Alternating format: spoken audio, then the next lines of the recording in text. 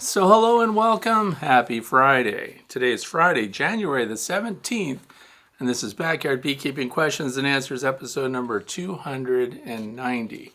I'm Frederick Dunn, and this is the way to be. So I'm really glad that you're here today. If you want to know what we're going to talk about, please look down in the video description and you'll see all the topics listed in order, including additional links for more information. There'll be some interesting stuff to do today. Anyway, first want to start off with a shout out to the supervisor, my grandson, 9 years old. And he won the Road to Gold award at his school for third grade. The only student, there's one per grade. Apparently it means he's above average. So shout out to Quinn on that one, just in case, the off chance that he's looking. I know that you're probably wondering what's going on outside here weather-wise, and I'll tell you, 32 degrees Fahrenheit, which is a super warm-up considering what we've had going on. That's 0 degrees Celsius, no great surprise there. It's windy, 10 miles per hour, 16 kilometers per hour. 74% relative humidity, so it's not too wet out there. And we're getting gusts above 20 miles an hour, so that's 32 kilometers per hour.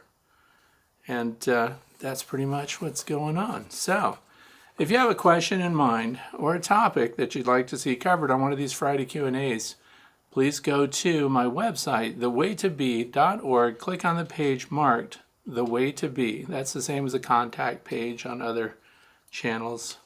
And you just fill out the form, and you never know, it might show up. If you have a question that's pending right now, some issue, or you want to share a picture or a short video or something of some issue you're dealing with, please go to the Facebook group, The Way to Be Fellowship. And there you will find lots of people talking about all kinds of things, and all types of hive configurations and practices are welcome. So what else is going on?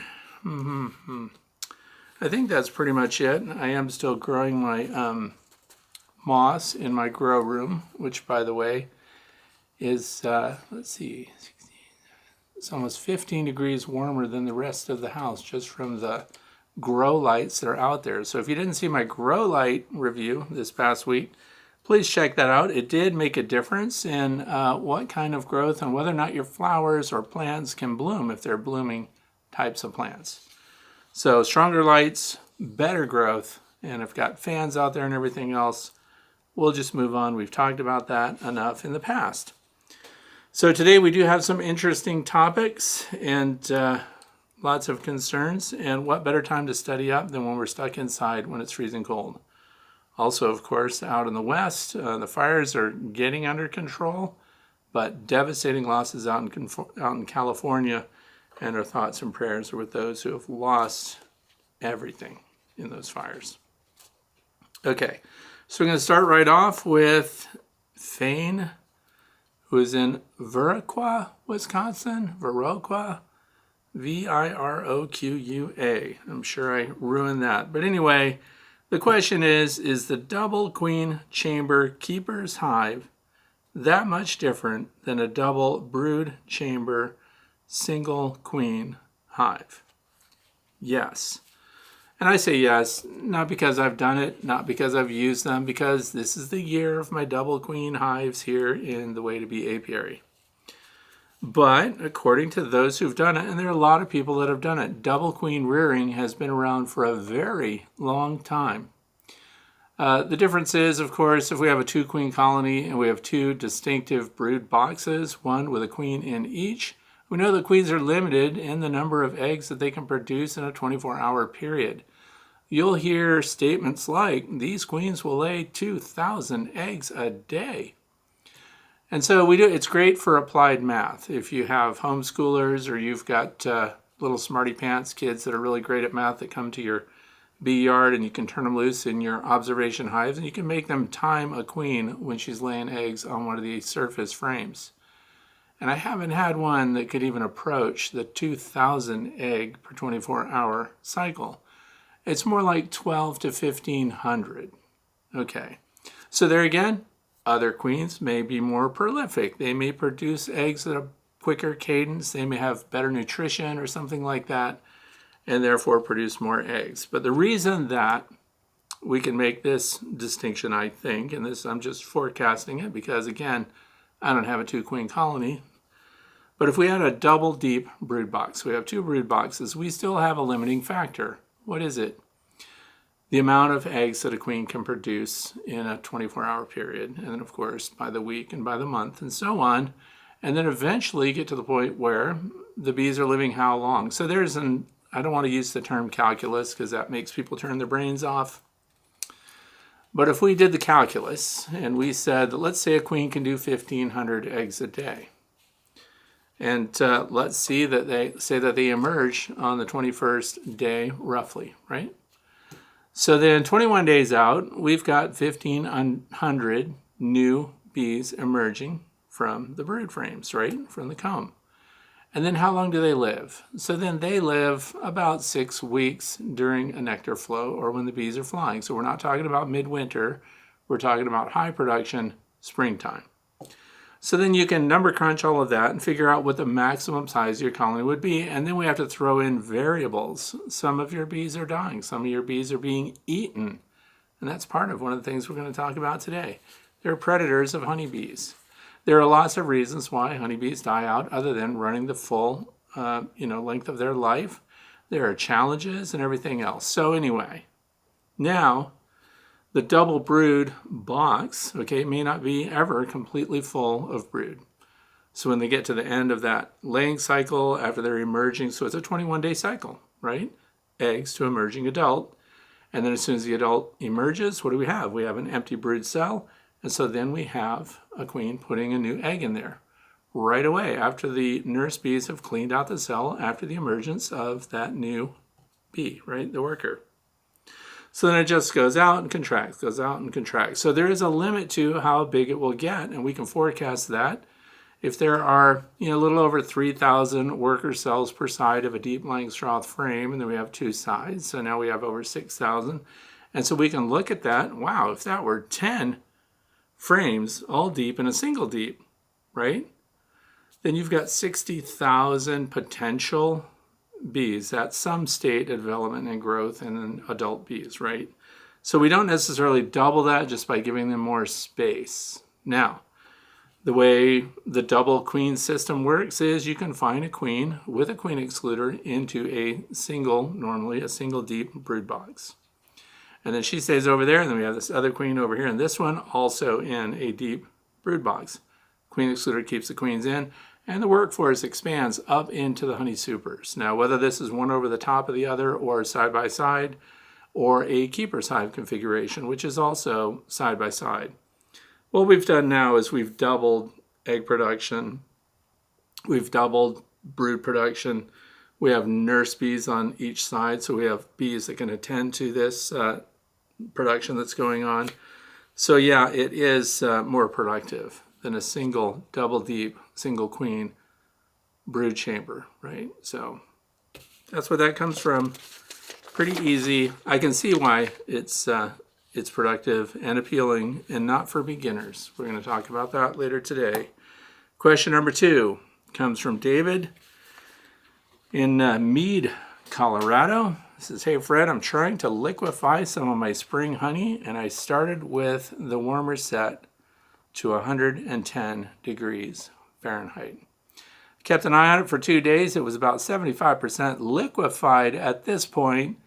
I turned the temp up to 120 degrees Fahrenheit, and it has been sitting at this temperature for 3 full days now, with there being about 10% still crystallized. Any suggestions on how this honey could be fully liquefied? I have lots of suggestions. So you need, I would say, agitate it. So that means you have to call it names, make fun of it, make fun of the jar it's in, and the coloration and the scent that it has. Of course, I'm being funny. I have to explain that I'm being funny. You have to agitate it though. So what I do is, and I've often thought of but never made, a rack for quart honey jars that would slowly sit on an axle. So you put all your jars in this rack, tighten the lids all up, and then it would slowly turn, right? So the jars would invert on a really slow cycle, and it would keep things moving. I would not, for those who are listening, hold it at 120 degrees Fahrenheit for that length of time. I would keep it at 110 and then agitate, invert the jars. You can also stir it up if you're impatient. But your goal is, of course, to get those crystals broken down. Now, another option that I'll give you if you don't have the patience for that, you can pour off the liquefied portion into another jar, the parts that have been cleaned that are now liquefied and the crystals are no longer in suspension there, and you've just got that little creamy clump at the bottom. Pour off into another jar the clear portions, and then use the rest as spreadable honey that can melt onto toast or muffins or whatever you like to eat it on. So that's another one. You could clear it off, of course, and just use it right into your tea or coffee or something like that also. So those are my two simple suggestions, but it is something that I've thought about for a long time. You know what these rock tumblers look like? They polish rocks and they just really slowly turn everything. If we had something like that for honey that would slowly keep it in motion, then we would keep it liquid. It would not set then. So that's all I have for that.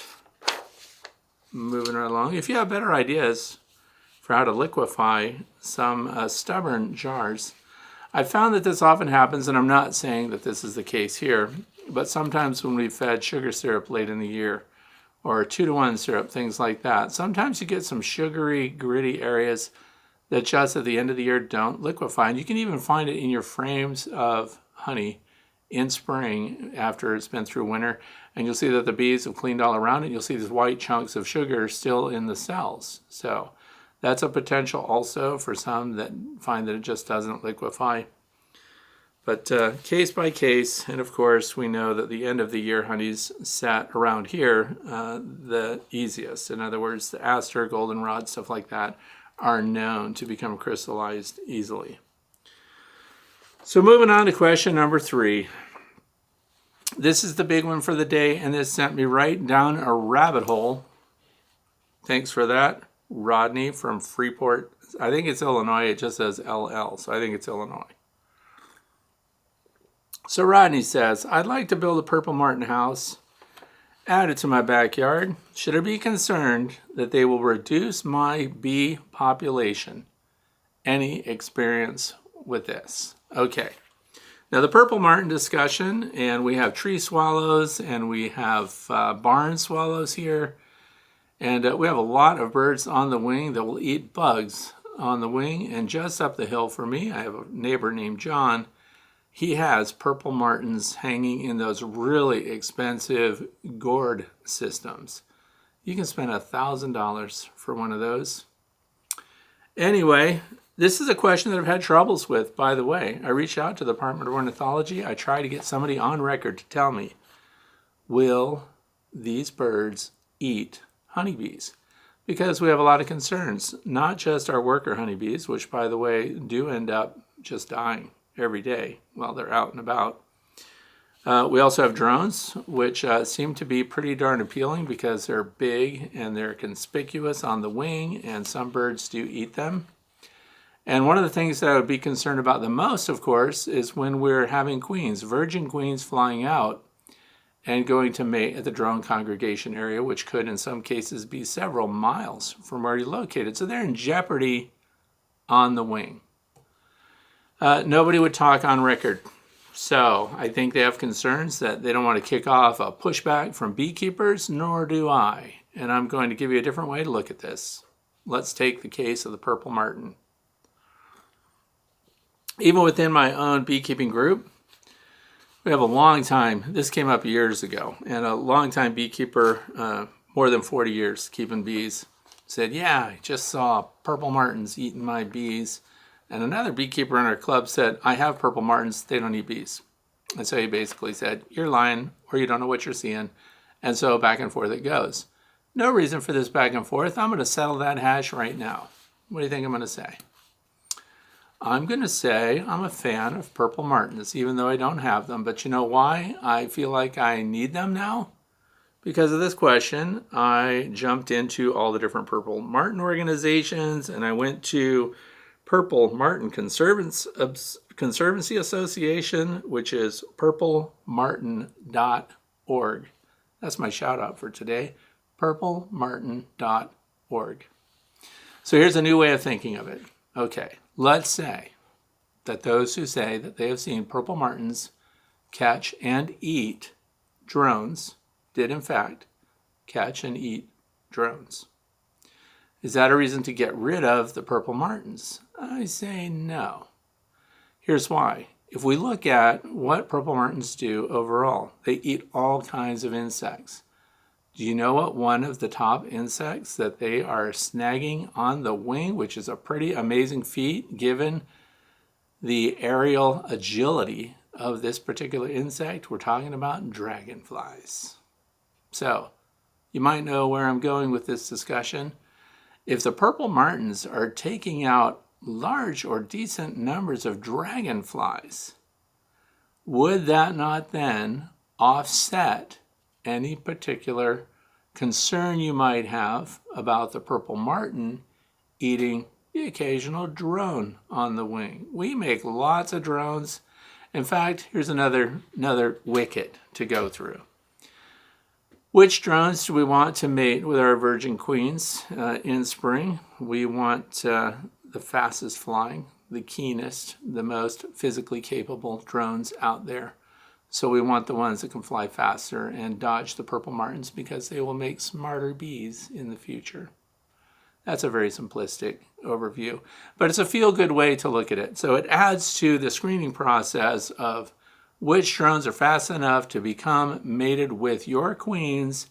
And then, of course, those queens have to get back. Now, I would not be happy if a drone were eaten, but if the queen on her way back was eaten by a Purple Martin. But she's more likely at the end of the year, when we have a swarm season at the end of the year as well.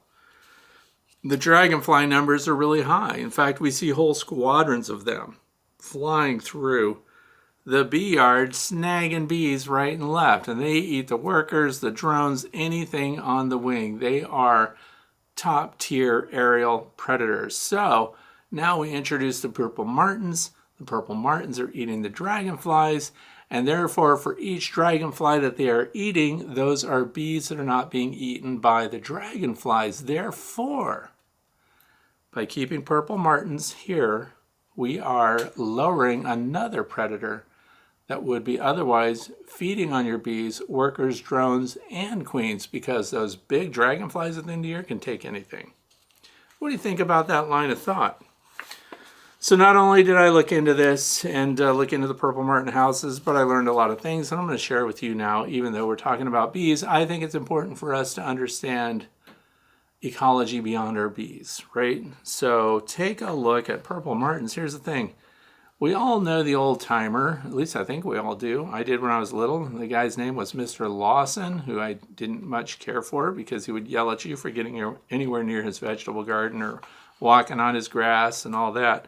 But he had lots of Purple Martin houses. They look like hotels. So this actually goes way back. And did you know that the Purple Martin's in trouble? In other words, it's not an endangered species. But habitat-wise, they seem to only go toward those man-made Purple Martin houses. And now here's a whole nother area that you can get worried about. The reason I mention old Mr. Lawson there is because apparently it was only kept by old men primarily. And guess what? The new generation are not keeping Purple Martin hotels and houses and things like that.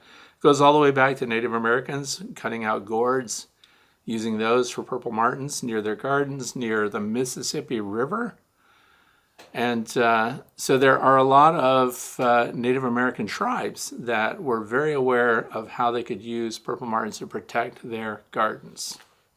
So they can protect your gardens too, and indirectly by taking out other predators on the wing, protect your honeybees. So that's going to be my new stance on it. You might be wondering, Fred, once you did all of that, you went to the Purple Martin Conservation Association. Did you join? Yes, I did a half an hour ago.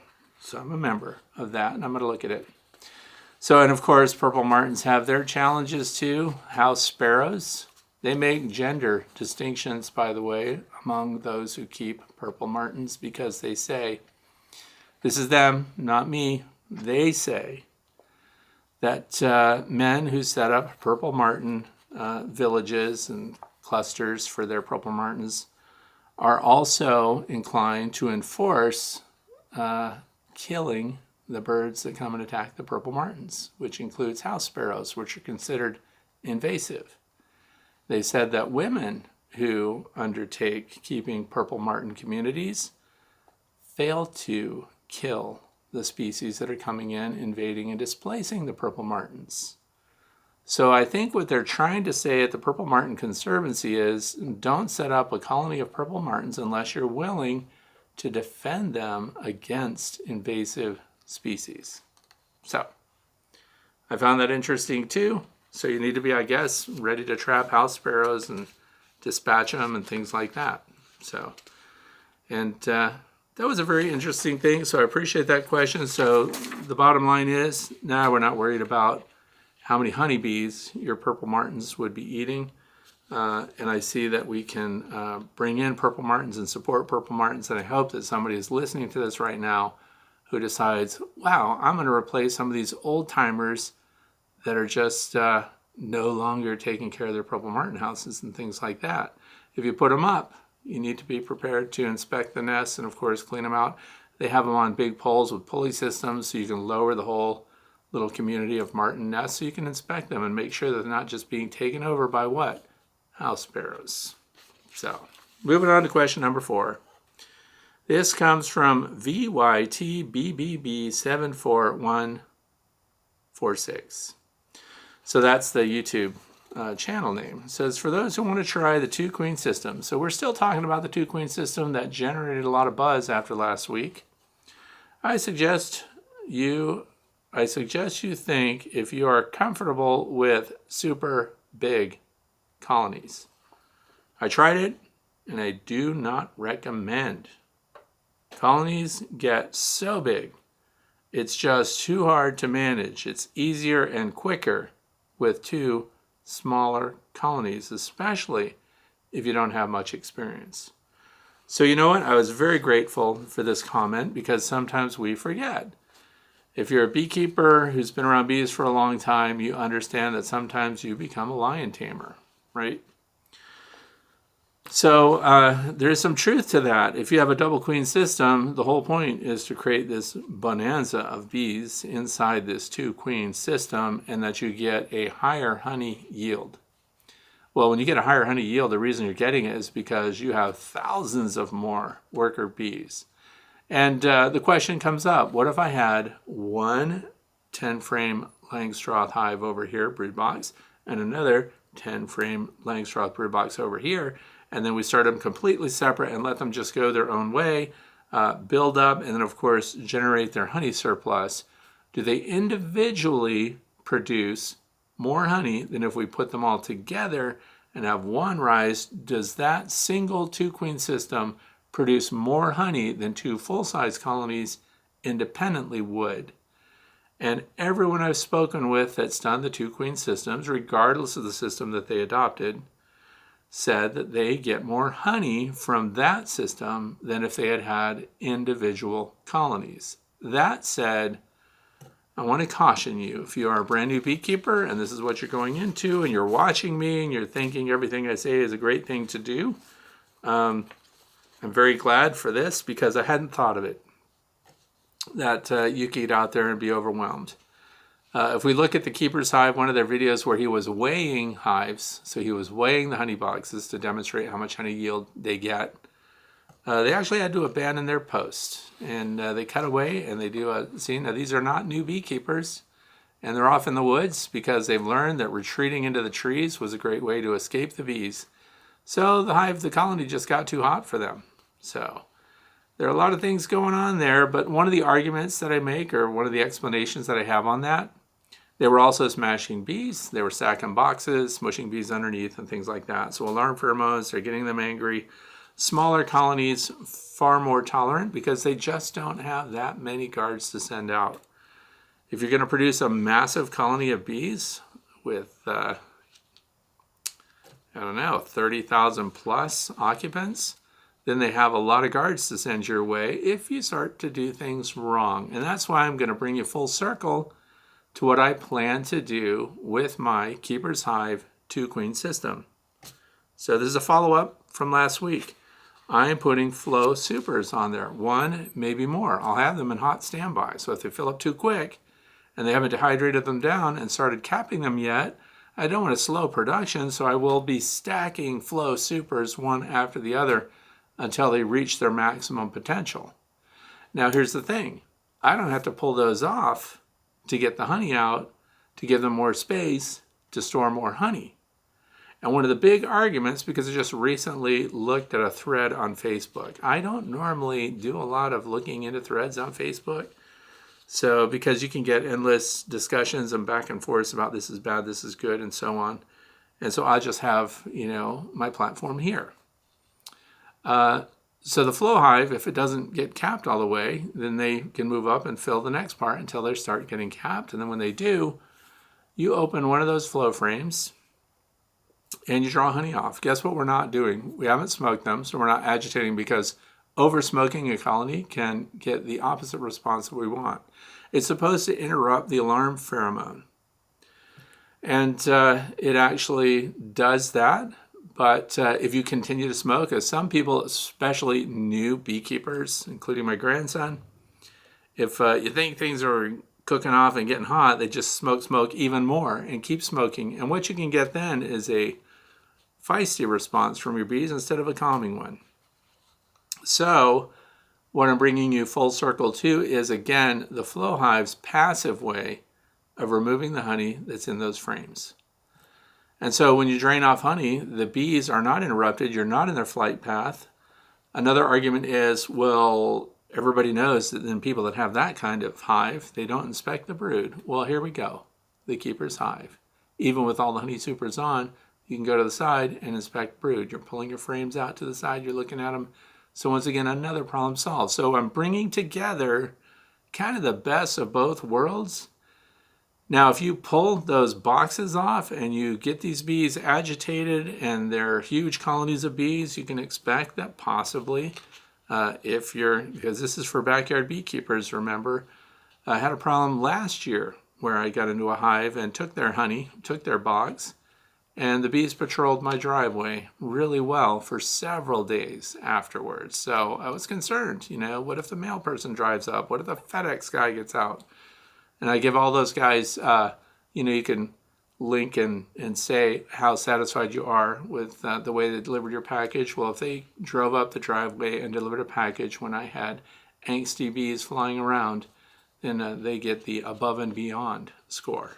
So anyway, so the Flow Hive is a more passive way to pull it off. No smoke, no opening the hive, getting your honey out. At the same time, still having access to brood areas for full inspections to make sure that you don't have varroa destructor mites and problems and issues like that. It's a perfect world. So I will leave you a link to the Flow Hive experience because it's on my website, thewaytobee.org. Why am I bringing it up right now? I want you to follow it because as spring arrives, my Keeper's Hive is going to be implemented and I'm going to take you through it for the whole coming spring.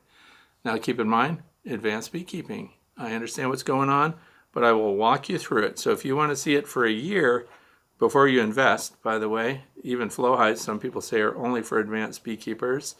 I think it's for anyone that keeps bees, to be honest. It's a lot of money though. So the thing that I say to people that are thinking about Flow Hives, if you're not sure that beekeeping is something that you want to do, don't spend the money yet. Hold off. Wait. Get a standard Langstroth kit. Go over to Nature's Image Farm and get the Endura Hive. And that way, if you don't like it, you can pass it on to other people. They had a brand new Endura Hive finish on their boxes at the North American Honeybee Expo, and it looks pretty darn good. And I just realized I have one already in the garage out there, and I didn't bring it in for pictures. So I should show it to you. It looks really cool. One of the reasons that I like the Endura, and by the way, they don't ask me to do that. I'm not sponsored or anything else. Nature's Image Farm makes the Endura Hive boxes. Those of you who are, for the first time, setting up your beehives, maybe you live in the country.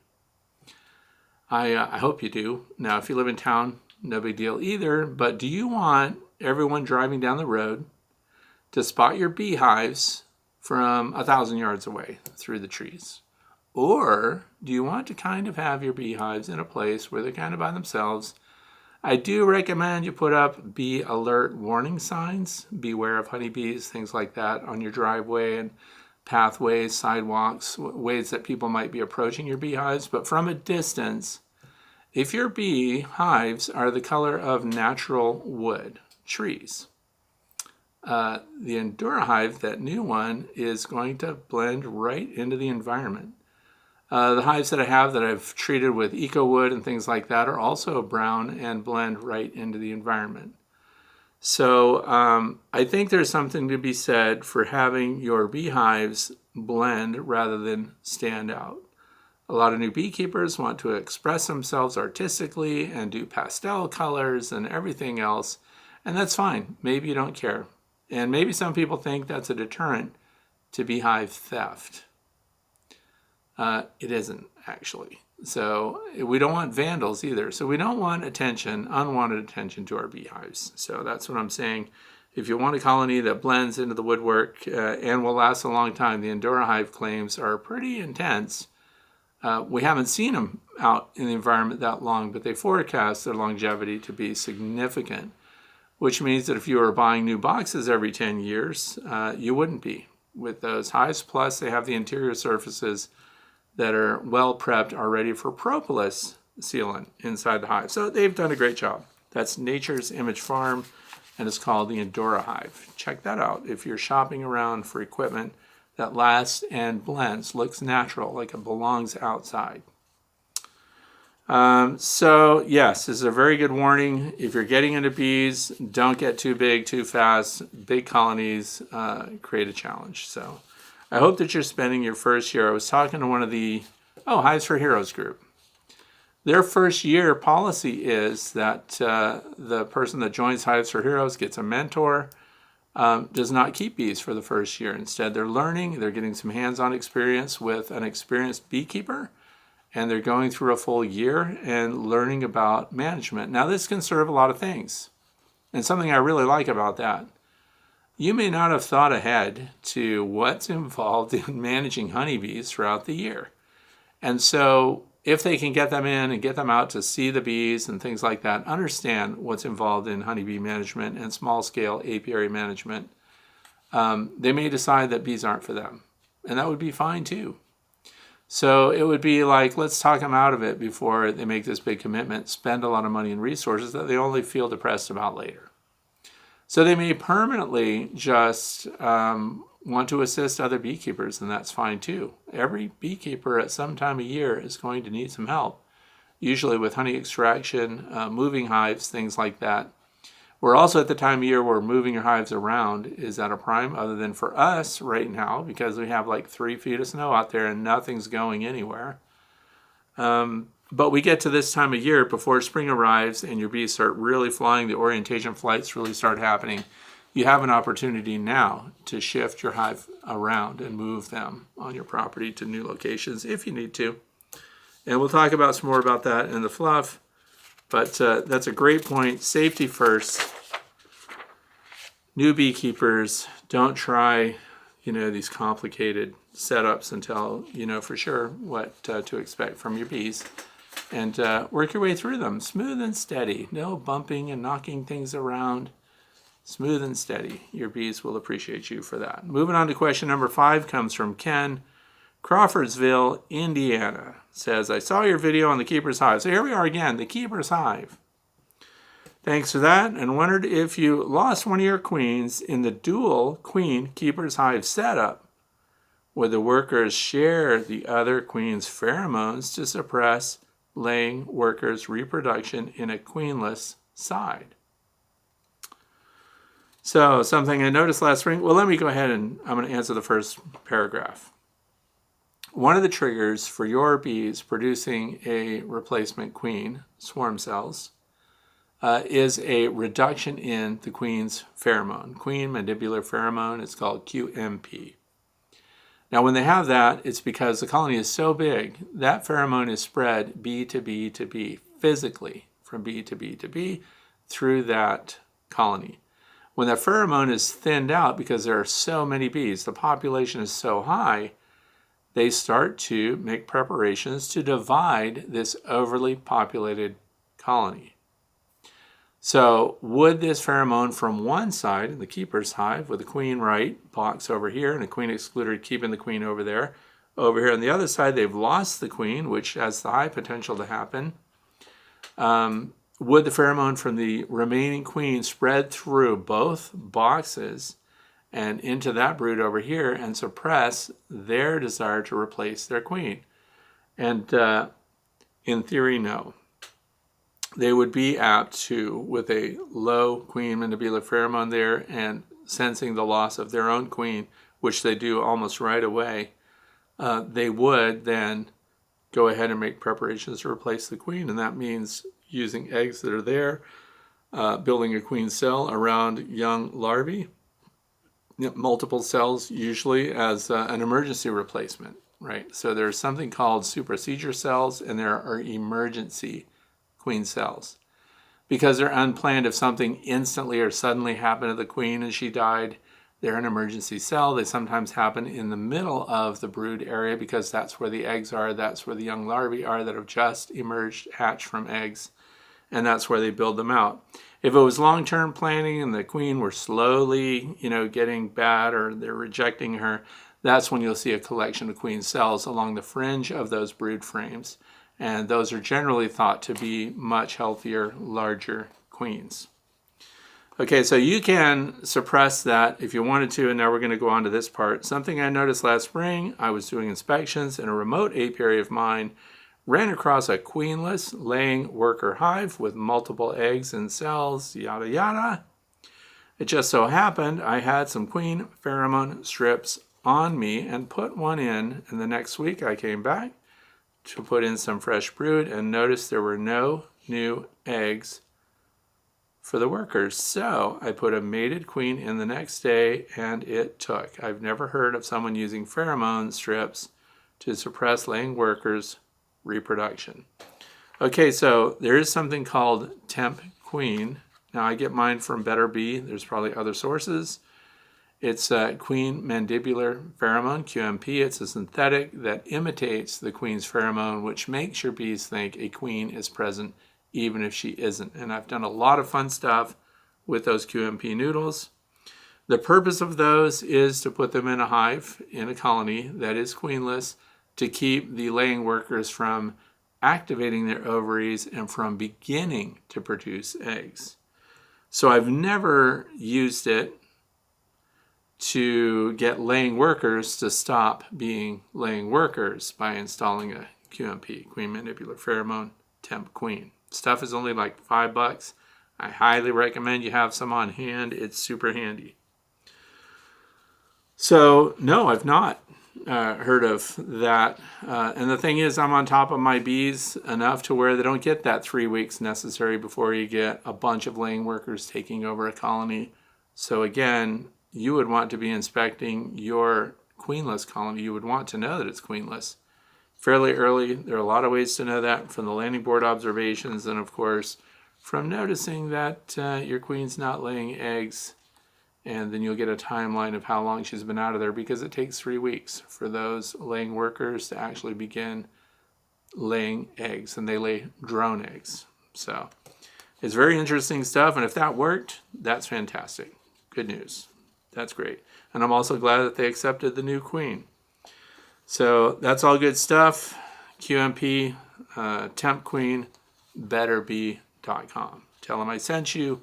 Pay the same as everybody else who goes there shopping. So the other thing is I've noticed that sometimes if I've had laying workers, while we're talking about that, this is unlikely that that's a condition you're going to find early in spring, because if they made it through winter, there has been production in the colony replacing brood as they go through winter. You need a queen that's viable to do that. So one of the things that I like to do in spring, if I want to make a split and introduce, like if I've got a colony that I just got rid of the queen, or I just discovered that they're queenless, and I want to restore a queen from a resource hive, which are my resource nucleus hives, I bring them in strong. There's something called going in strong. And by that I mean strong pheromone, the new queen in a resource hive on brood. I'll bring 3 frames of brood with my queen on the frames and pull 3 frames from the colony that's queenless, saving the most healthiest brood frames that are there, the brood comb, swapping out the oldest, crappiest comb that I have at the same time, and I bring her in. There's no delayed introduction. She comes in with all this pheromone, all these nurses, all this brood, and a productive laying queen. Even though there may be laying workers present, this knocks them out of the park. So I have never had that method fail, but you need to have a resource colony with a queen in it in order to make that move and restart a colony that is missing its queen. So, but buying in a queen is one way to do it, but you can do it with free queens if you're creating your own resources as far as queens, nucleus hives, things like that. So something else to think about going into spring. Have a plan for that. Number 6, this comes from Brian, Wilbraham, Massachusetts. It says, last year was my first year with top bar hives. Said I had challenges as a first year beekeeper and a late season swarm, November, that led to the loss of a hive. I'm continuing my top bars this year. However, I did purchase a keeper's hive. I've also ordered Poline bees through my local bee club. My understanding is that VSH bees are physically smaller than non-VSH bees. Is this true in all cases? And there are modifications needed to be made, are there? So for the queen excluder to account for smaller bee sizes, thanks in advance. Okay, so VSH bees, Varroa sensitive hygienic queens. There are a lot of genetics going on there, and they are not too small to be kept behind the queen excluder, so you don't need to make any modifications that I know of. Poline bees, there is a group of beekeepers out there that are small cell beekeepers, and they regress their bees. In other words, they kind of force them to go back to a tinier bee. And if you had something like that, that is extremely rare, by the way. And I will say that it's not scientifically supported to have any impact whatsoever on the Varroa destructor mite reproduction in the colony. So forcing your bees to have smaller bees, smaller cells, or starting with small cell foundation will not impact the Varroa destructor mite reproduction inside your colony. So yeah, there's no distinction. There are lots of VSH lines, and they perform just the same.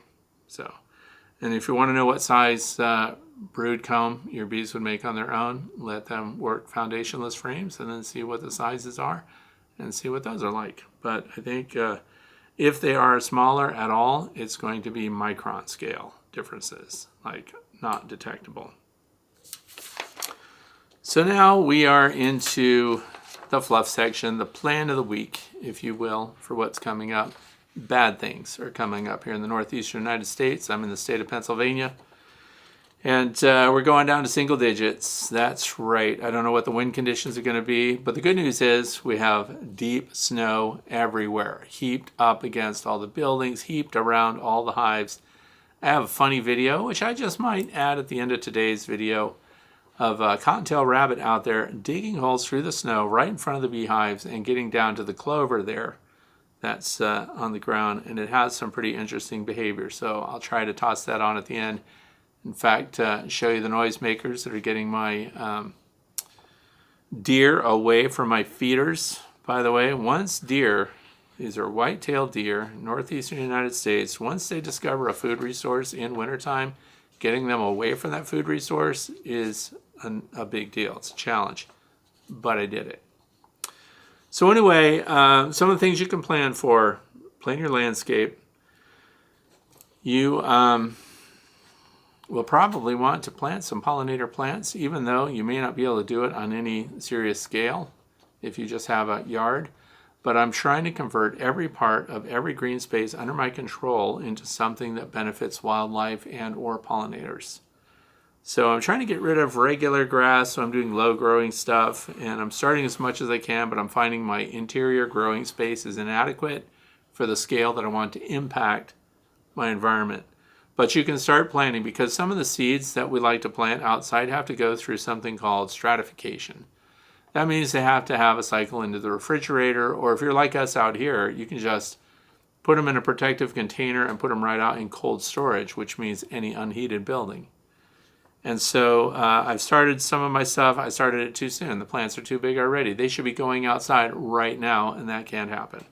So there's something called frost sowing your seeds, which means that the seeds have to be broadcast after stratification while the ground is still frosty. In other words, that apparently makes openings in the ground that the seeds get into as the frost melts off, and then there they plant. So think about the plants. I'm doing a bunch of different milkweed, showy milkweed, swamp milkweed. I'm not planting regular milkweed for lack of, I don't know what the scientific term is for it, but I already have acres of it, so I don't need any more of that. So I'm trying to get the more exotic varieties. Why would I do that? Because some of the milkweed varieties bloom earlier in the year. So what I'd like to have in a perfect world would be a series of milkweed plants so that there is always some milkweed in bloom providing nectar for our bees. So that's something I'm working on. The other thing was doing flats for my grow room. I went to the hardware store and found totes. The really shallow totes that are really long, that are designed to keep things under your bed, extra close. I don't know what people slide under their bed. But these shallow totes are very inexpensive, and you can put a bunch of grow pots in those and then just pour the water into the tote, and it feeds or waters your grow pots from underneath. And now we've got these big totes to carry things around. And those same totes, because they're translucent, they're semi-clear, you could take those outside if you were starting direct seeding outside. You could just turn them upside down and use them kind of as cold frames or whatever people used from back in the day. So anyway, look at the shallow totes, super cheap. They work great, lots of possibilities. Also a reminder, if you've got frames, if you've got hive boxes and things like that, get those things together as soon as you can, glue them up, and get them finished and stuff. Because what happens is we think spring is so far away, but it gets here really fast. You have other things going on, and then you're out there painting your stuff. And the reason I want you to do it early, I don't want your hive boxes to smell like fresh paint. I want them to smell like things that your bees will like. So anyway, best finishes for your hives, unless you're getting an Endura hive, which I mentioned earlier. Those are beeswax sealed up and other things, high temp stuff. I don't know all the details. But you can use eco wood and things like that also. But glue them up, get them ready. Okay, if you've got electric fences and heavy snows, how effective is that electric fence right now? Not at all, because the snow has packed it down. What do you need instead? Noisemakers. Oh. This is an empty box, but these are my noisemakers. You're going to see these at the end of today's video. These are the things that are making the sound, 129 dBs. I set them up to only go off, they're motion activated, and I set them up to only go off at night. So they have 4 settings. If you have them in the daytime, especially with the wind we have out here, they'll just go and go and go. The solar power keeps up because they only go off when there's motion, and they only go off at night. Therefore, they're charged much more frequently than they are discharged while functioning. And we face them away from our house, and we don't even hear them in the middle of the night. So I'm going to include sequences of the deer slowly, initially walking away from that, but and I overdid it. I have a whole bunch of them out there. But those are called solar alarm lamps. I'll give you a link to that. They're easy to find. For some reason, they're changing them out to another type.